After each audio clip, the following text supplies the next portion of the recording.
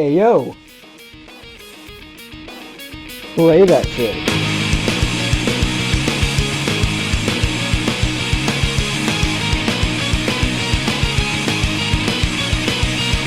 For as long as I can remember, I have been a Sonic fan. One of the first games I've ever played was none other than Sonic Rush on the DS, and when I was a kid I would constantly watch anything Sonic related that I could get my hands on. Game cinematics, flash animations, Super Mario Bros. C, you name it. This franchise has had a huge impact on me alongside the likes of Mario, Dragon Ball, and I don't know, fucking Bakugan. And out of all the things that this franchise has done, the one thing that has had arguably the greatest impact on me will be my first 3D Sonic game, and my favorite 3D Sonic game that is not a boost game. And that game would be Sonic 06 is by far one of the most infamous games in the history of video games as a whole. You can tell because news articles talk about it like they were looking to discriminate against someone and bring up an event that happened when their mothers were a whopping 4 years old. This is one of those games in which anything I say now is probably going to be redundant because literally everyone else has already talked about it. I'm almost 17 years late to the party after all, and nobody even thought to invite me. I mean, just search Sonic 06 and watch like the first 2 videos, and that probably about summarizes the popular opinion on this game. People fucking hate this game. But this is where I come in, as through the magical power known as childhood ignorance, I managed to not only not know of this game's infamous legacy when I first played it, but then I also managed to beat it and call it one of my favorite games at the time. I still remember when I first got this game, I was hanging out with a friend because our moms were in the gym together and he knew that I liked Sonic and he asked me, "Hey yo, you want a Sonic game for free?" And I was like, hell yeah! The little shit knew the shit game was shit. He was setting me up the whole time. Bro, it was crazy. Even back then, the game was whack. I remember when I was playing the game multiplayer, me and my friends were like, I mean, this is tight, but that Naruto game though. And then I go and open the disc tray and the PS3 and pull the game out. And the little shit was still running! And we tested it out with other games too, and the same thing didn't happen, and we were all so fascinated by that. Good times, honestly. While so many people have talked about the many bad aspects of the game, I feel like a little positivity here and there could not really hurt, so I wanted to talk about why I love Sonic 06. Although the game is still pretty bad. Things starts when you take action. If you have time to worry, then run. Choose physically.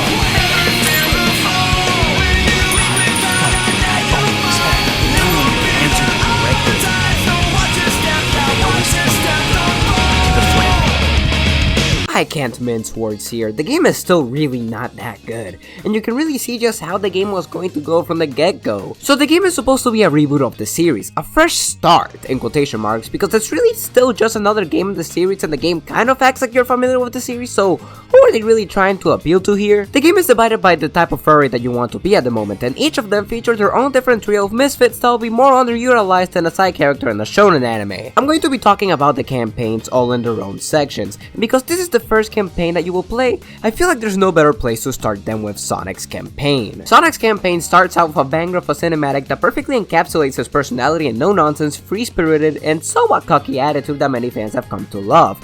But it also serves to raise many questions. First of all, is every female in this world colorblind? Cause shit, I believe you if you say yes! After that beautiful cinematic, we then get thrusted into a very less visually pleasing world. Actually, oh no, I lied, there's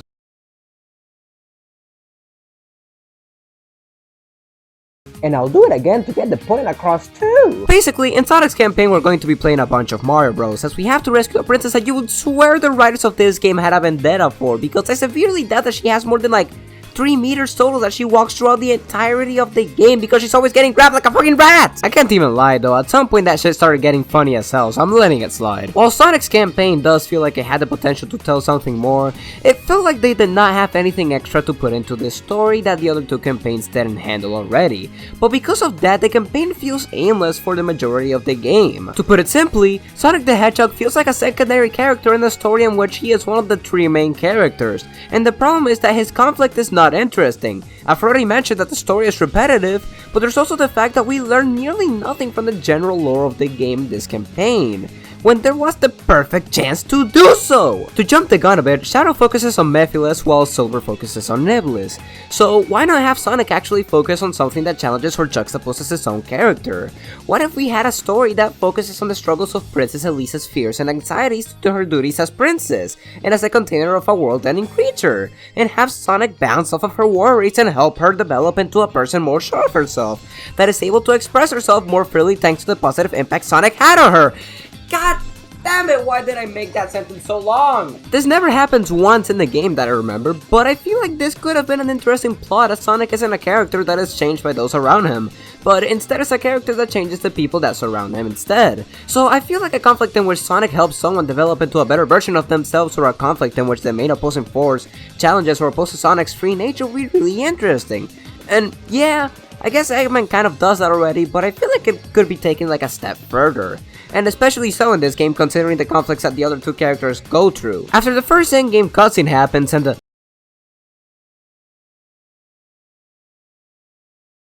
just kind of dropped into the map and are told to just, I don't know, go. Yeah, the game kind of sucks at actually telling you where to go for your next level. I can't be the only one that feels that the game is kind of bad at guiding the player, right? Like, if I hadn't played the game a bunch as a dumb as 10-year-old, then I wouldn't even have realized that the game sucks at guiding you. Let me put it this way. Sonic Adventure had many of the same features that Sonic 06 has, but Adventure actually has a hint system that tells you about different things in the overworld that you can interact with, on top of little cutscenes that already make the player aware of the existence of those items. So while not directly telling the player, it does make them aware of the things that they need to do next. When I'm trying to get to Radical Train, there's nothing indicating that the correct course of action is to take a long trip back to the shop, get the bounce power up, which by the way, I did not even know was available because I don't think the game ever told you prior to this, and the same thing happens earlier in the game after the first stage when you need to rescue this girl. And this one is so much more egregious because of the way the game presents the problem. I'm supposed to fit under here, and I can do it no problem. Hell, that is like one of the things that you do in the first level. But out here, apparently, the raw energy of a blue hedgehog adds an extra everything that makes the game unable to get you under this gap. And the solution is to go to the other side of town, which is more annoying because many of the roads are locked, and then go to the shop, which now we know has an upgrade that allows the player to progress the game. I haven't even talked about the levels or the glitches. Okay, so this is actually the part of the game in which the glitches come into the fray. The actual levels that make up the bulk of the game and the part of the game that most people have issues with. Now, one thing that will simply infuriate anyone that is even remotely a fan of Sonic is when people call this game Sonic Adventure 3, when in reality that's really just what the game is, through and through. Sonic and Shadow, as well as Tails, Knuckles, and Rouge all play like their Adventure counterparts, except for the fact that they do kind of feel bad to play with. Okay, they don't play that badly, and the controls are simple. The problem is that the characters just feel heavy and stiff. Sonic is the perfect demonstration of this lack of polish in the controls and the physics. In most other Sonic games, you will be able to use the homing attack and chain it near immediately with other enemies, keeping the speed of the game constant. But in Sonic 06, there's like a cooldown between homing attacks, which is an issue because that's your only method of attacking. So in some cases, you are just riveting. Once you get used to the controls, honestly, it doesn't really matter, but before that, yikes. Oh, and the levels. How could I possibly forget the levels? I honestly like these levels more than the ones in Adventure 2 and Heroes. Yeah, I actually think that these levels are sort of good. Hell, I'll even say that they're pretty fun. In concept, the foundation of the levels are pretty good, with many different mechanics that are pretty fun. The speed sections, the levels in which you carry Elise, the many sections in which you switch to Tails and Knuckles and the other playable characters, or the snowboard sections. There's many different things to spice up the gameplay, but the good thing about them is that they still keep the core foundation of the game intact, which is something that even the adventure games struggle with, especially Sonic Adventure 2. The problem comes in when you realize that this is Sonic 06, silly! I've avoided talking about the glitches and bugs of the game because despite everything that you may think, the glitches for the most part don't really play too hard into the actual quality of the game, as you can see by the fact that I've been talking my shit about the game for this long while barely touching upon the levels, but I can only talking about the obvious for so long. The levels do feel like they suffer due to the incomplete nature of the game, both in the character controls as well as the actual design of the game. Oftentimes it feels as though you can be fighting against the game to even progress, exemplified by Sonic in the snowboarding sections, which is more like glue boarding considering just how Sonic sticks to certain panels and stuff. Making mistakes in these levels is easy and you can be punished heavily for doing so. I remember in the first level of the game, the first level mind you, the first level! There was a set piece with the whale similar to how Adventure did the whole thing, but I somehow got killed here. How the fuck? Max speed sessions sound like they're good in concept, but they falter so hard in so many aspects and they encapsulate all the things that are wrong with this game. Simply put, the shoddy programming makes these sections just way too punishing. Just touching any item will hurt you and you will lose all your damn rings you may have collected along the way. And because you can't actually slow down, one wrong movement can send you straight to the beginning of the section. It's very hard to maneuver, it's extremely punishing, and overall I just don't think that the sections are too fun in this game. The levels do sometimes feel like they have that patented Sonic level design bullshit, in which the game kind of throws garbage at your way and says, oh, you can have good luck, but you ain't having no fun. In many other levels, it is still very easy to get killed by the Field of Death. Although I think that may just be a me issue, honestly I couldn't say. Oh, and how can we forget the mediocre bosses, eh? Apart from Silver being either the easiest boss in the game or just completely busted, many of the other bosses fall on the pattern of waiting a long time for the boss to do anything, making the boss take an insane amount of time. It ain't hard, it's just infuriating if you mess up and have to do that shit again. Overall, I do believe that Sonic is the most balanced of the campaigns when it comes to the quality. While the levels themselves aren't that bad and the game is more than playable, there are multiple issues like the glitches which hinder the game and make it overall just an alright experience. I don't really think that it was overall as bad as people made it out to be, but that's really just because at this point I've played the game so much that I just know that the bad portions are coming and how to avoid them. For first time players, this will be a very bad experience, and I can absolutely guarantee it's only gonna get worse the more that they play. Okay, immediately I can tell you that this campaign is definitely not as good as Sonic's campaign. For one, Shadow plays with a moveset that is slightly more annoying than Sonic. Shadow also feels slower than Sonic, even though I don't actually think he's slower, but it sure feels like it. His homing attack also feels slower, and it's in fact slower since he has a weird combo where you can just mash the button a couple of times, and it's like, alright, I get that you want combat to be a thing in this damn game, but at least try to make it fast. Even the heroes got that right! His levels also have the worst gimmicks because now we're dealing with vehicles. I thought I skipped Shadow the Hedgehog, why am I stuck dealing with this? They're not really fun to control, they feel slippery and very broken, which should be the catchphrase of this game. They should have put in the cover! In the glider portions, I barely even move my controller, so let that be a hint for the standard of quality in these damn sections. The characters also feel like they're worse than Sonic's campaign. Rouge is the same as Knuckles, which means that you're gonna mash that damn X button to get out of the walls like it's a damn God of War game. And Omega is honestly just kind of there. What I really started noticing was just how bad the performance of this game was. Dear lord, the performance was horrible! The game literally shits the bed when you try to do things slightly too fast. It's a miracle that every character is slow as hell, otherwise my PS3 will go up in flames. If it wasn't for the story, I would argue that this campaign has barely any redeeming qualities, because I could not enjoy any of these characters whatsoever. At the very least, for as bad as Sonic's campaign also was, you could at the very least break it with the gems that he controls slightly fast as well. But Shadow has none of that. He controls slower, is more annoying to play as, has worse gimmicks, the same bad character control that Sonic had, has the same level design, meaning that if I wanted to play the stages again, I will simply replay them as Sonic. Shadow definitely isn't the worst campaign, but he's far from being good. Sonic's was okay, Shadow's is plain old bad.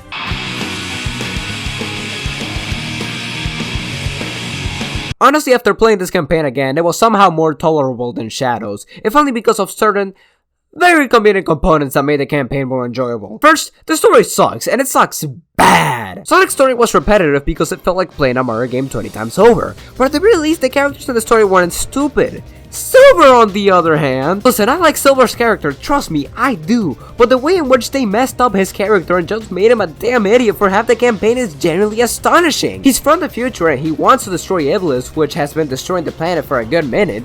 However, because of Iblis' immortality, he can't really do much other than beat the shit out of it and make it run away like a scared little cat. That is, until the most evil looking bastard you could ever find comes up to him with an answer to all his problems. Did he never learn what stranger danger is? This stranger, which is Mephiles, shows him a vision of Sonic and tells him to kill that motherfucker, and he believes him, no questions asked. He treats Sonic like the reincarnation of evil himself and goes for the throat despite the fact that he clearly has no idea what he's talking about and has done nothing remotely evil. He sees him save a city in the beginning of the fucking game and thought that nothing was wrong? And then When Amy tells him that he's fucking cuckoo for Cocoa Puffs, he reflects for all 2 seconds, asks Mephiles a question that he doesn't answer, and still trusts him. If somebody doesn't give me a good reason to do something, then that's when you know they're full of shit. It's only until Shadow gives him a concussion that he can finally start using the brain that he left in the future, and I'm pretty sure that without seeing with its own eyes, in 4K 60 frames, that Iblis wasn't inside of Sonic, he may have still been gunning for him for the rest of the campaign. This is also the part where the frame rate really started shitting its pants.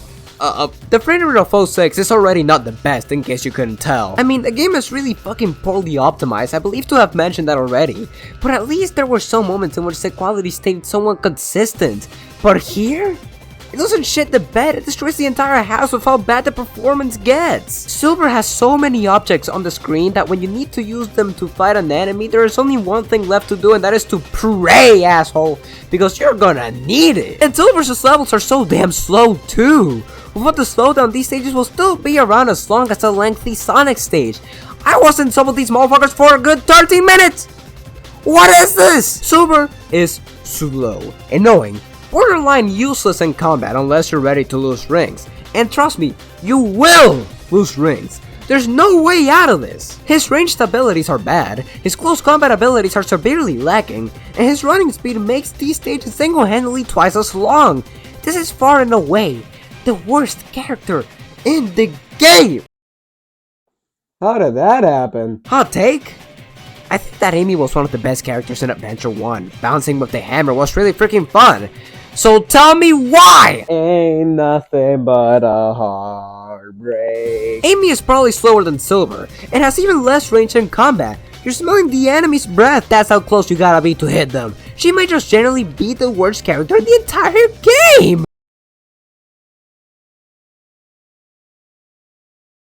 However, the reason for why this campaign is in my opinion just slightly better than dear old Sombra el Puerco Spin over there is because this campaign does have the best character to play as in the entire game, and that is Blaze the Cat. Blaze is literally just Sonic and Shadow if they play it well. She's easier to maneuver around with, her moves are more fun, and the game only slows down half the time with her.